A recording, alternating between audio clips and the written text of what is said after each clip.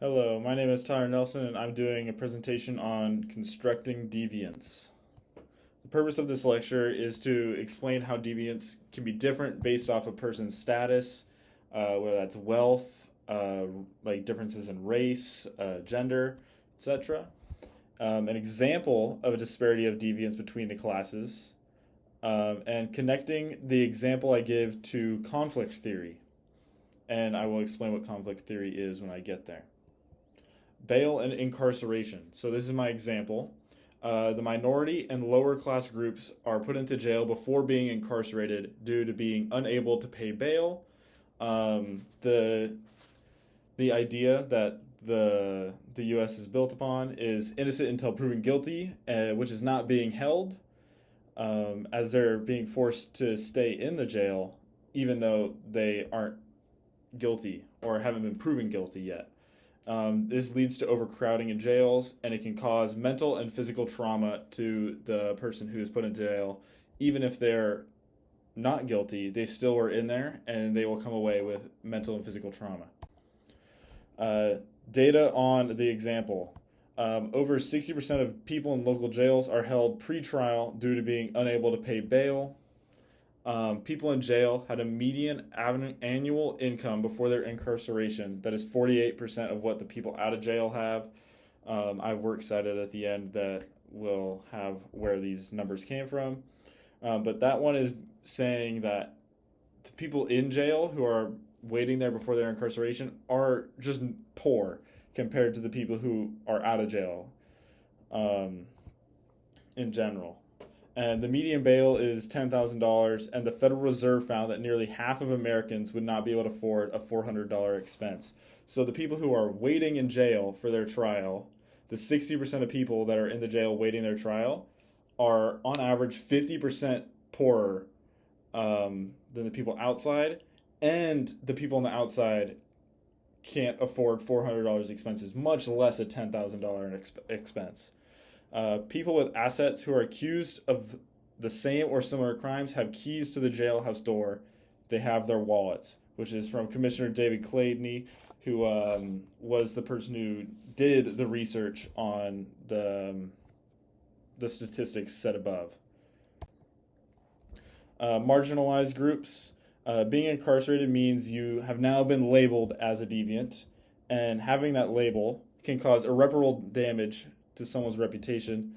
They will live with that title for the rest of their life. There's nothing they can do about it, really.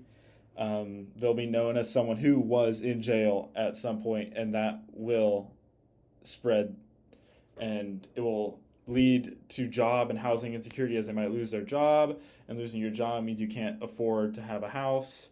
And it could also mean you lose friends and become a social outcast because of this label. Like, people don't want to associate with you because they think he's dangerous because he went to prison or something like that, went to jail. Oftentimes, being in jail leads to pleading guilty and not fighting the case and just accepting the punishment that they give you, so you can get out faster. As the people who are in the jail and can't afford bail usually don't have the best defense teams. They can't afford the best defense teams for their cases, as it's easier for the upper class to be able to afford these super powerful defense teams to help them get out. The privileged are able to pay their way out of jail, both with bail and their defense team. And since they're able to get out of jail and not go because they can pay the bail, they're able to escape the label of deviant. Because it doesn't matter what the crime was or the action that got you in jail, whether it's just like a rowdy night and you were drinking and then you got arrested for disturbing the peace or something like that, vandalization. Someone who can't pay their way out of jail will have the label of deviant. Doesn't matter what it is, they'll have that label. But someone who can pay their way out won't have the label of deviant just by going to jail.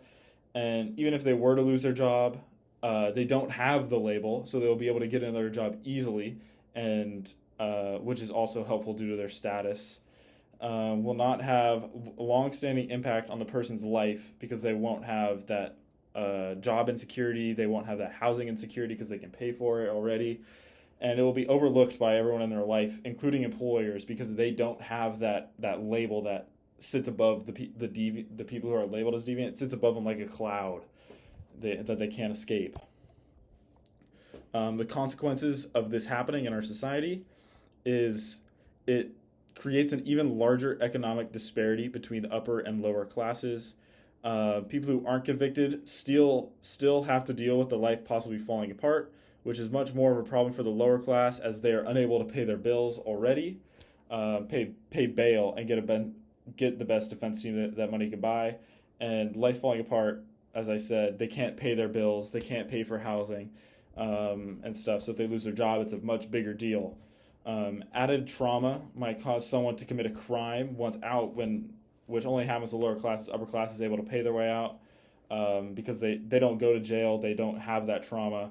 And getting that trauma and then losing your job and getting all this stress, like the strain theory says, will lead to someone might actually be becoming a criminal or committing a crime to get over that stress. And it ends up creating an endless cycle of poverty and jail time. Now, conflict theory.